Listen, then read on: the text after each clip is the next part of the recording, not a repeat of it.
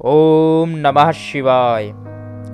देवादिदेव महादेव के श्री चरणों में नमन करके सभी भक्त वृंदजनों के हृदय में विराजमान उस शिव तत्व को नमन करके आज की कथा को आरंभ करते हैं। बड़े ही सुंदर स्वरूप में हमने पूर्व की कथा में जाना कि कैसे सतयुग में भगवान की प्राप्ति की जाती है, त्रेता द्वापर और कलयुग में किस प्रकार से भगवान की प्राप्ति संभव है। जैसे पूर्व की कथा में कहा गया, सतयुग में ध्यान से, त्रेता में तप से, द्वापर में यज्ञ से और कलयुग में बड़े ही सहज रूप में भगवान के विग्रह के पूजन से, भगवान की प्रतिमा पूजन से ही भगवत धाम की प्राप्ति हो जाती है। लेकिन प्रेम और भाव से भगवान की उपासना करना अति आवश्यक है, क्योंकि भगवान भाव के भूखे हैं और आपका जो भाव है वह सहज रूप में प्रतिमा में आ जाता है।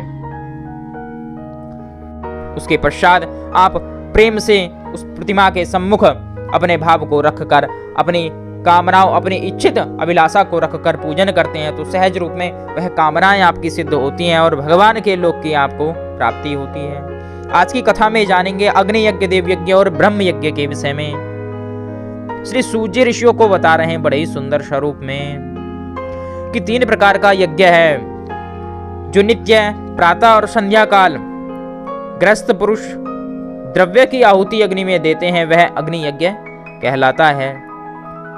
क्योंकि गृहस्थों के लिए भी कुछ नियम बनाए गए हैं, नित्य उनको घर में यज्ञ करना चाहिए, नहीं तो थोड़ी सी गाय का जो कंडा होता है उसको जलाकर उस पर अन्न की आहुति प्रातः और सायंकाल अवश्य देनी चाहिए। इसको अग्नि यज्ञ कहते हैं। पूर्व में प्राचीन काल में सभी लोग अग्नि यज्ञ किया करते थे। इसके पश्चात देव यज्ञ किसे कहा जाता है। देव यज्ञ यानी इंद्र आदि समस्त जो देवता हैं उनके निमित्त किसी उद्देश्य से, किसी कामना को लेकर हम पूजन करते हैं, यज्ञ करते हैं, और उस पूजन और यज्ञ में जो देवताओं के निमित्त आहुति दी जाती है विशेष मंत्रों से, उसे देव यज्ञ कहा जाता है। और उससे शीघ्र और सहज रूप में ही हमें अपने मनवांछित फल की प्राप्ति होती है। शास्त्रों में अनेक प्रकार के यज्ञ बताए गए, अनेक प्रकार के अनुष्ठान बताए गए हैं। वही अनुष्ठान जो मनुष्य की इच्छित कामनाओं को पूर्ण करने वाले हैं और यज्ञ के द्वारा निश्चय ही संपादित होते हैं। और यज्ञ के द्वारा, अग्निदेव के द्वारा, यज्ञ पुरुष के द्वारा हमें कृपा प्राप्त होती है और हमारी कामनाएं सब सिद्ध हो जाती हैं। ऐसे ही अगला है ब्रह्म यज्ञ। ब्रह्म यज्ञ यानी ब्रह्म का चिंतन करना।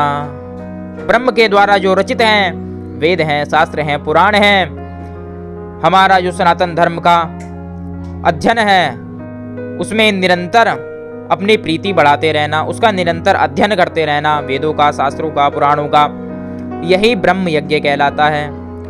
यानी अपने आत्म तत्व की जिज्ञासा के लिए शास्त्रों को हम पढ़ें, अपने आप को जानने के लिए, ब्रह्म को जानने के लिए, कौन है हम, कहां से आए हैं, कहां जाना है, क्या हमारा उद्देश्य है, क्या हमारा लक्ष्य है, इन सब की जिज्ञासा के लिए जो यज्ञ किया जाता है उसे ब्रह्म यज्ञ कहते हैं। और ब्रह्म यज्ञ केवल चिंतन से ही संभव है। हम शास्त्रों पर चिंतन करें, मनन करें, उसका रसपान करें, वही ब्रह्म यज्ञ कहलाता है। इसी प्रकार से भगवान आगे वर्णन करते हैं और सूत जी उनकी कथा को कहते हैं कि प्रभु ने अपनी अनुकंपा से सृष्टि के विस्तार के लिए, सृष्टि को आगे बढ़ाने के लिए वारों की रचना की है। सबसे प्रथम जो शिव का वार है उसके स्वामी सूर्यदेव बनते हैं। शक्ति के वार के स्वामी सोम हैं। कुमार संबंधी दिन के स्वामी मंगल हैं। विष्णु वार के स्वामी बुध हैं। ब्रह्मा जी के वार के स्वामी बृहस्पति हैं। इंद्र वार के स्वामी शुक्र हैं और यम वार के स्वामी शनिश्चर हैं। इस प्रकार से 7 वारों की रचना की गई है। प्रथम जो सूर्यवार है, जिसको हम रविवार के नाम से जानते हैं, आरोग्य प्राप्ति के लिए भगवान सूर्य की आराधना की जाती है। द्वितीय जो वार है चंद्रवार है, संपत्ति धन आदि प्राप्ति के लिए, मन की स्थिरता के लिए भगवान चंद्रदेव की उपासना की जाती है। जो भौमवार है, अनेक व्याधियों की निवृत्ति के लिए, दुर्घटना आदि दोषों से निवृत्ति के लिए भगवान मंगल देव की उपासना की जाती है। बुद्धि ज्ञान को, वाणी को शुद्ध करने के लिए ज्ञान और वाणी का विशेष प्रभाव जन सत्ता में रखने के लिए भगवान बुद्ध देव की उपासना की जाती है।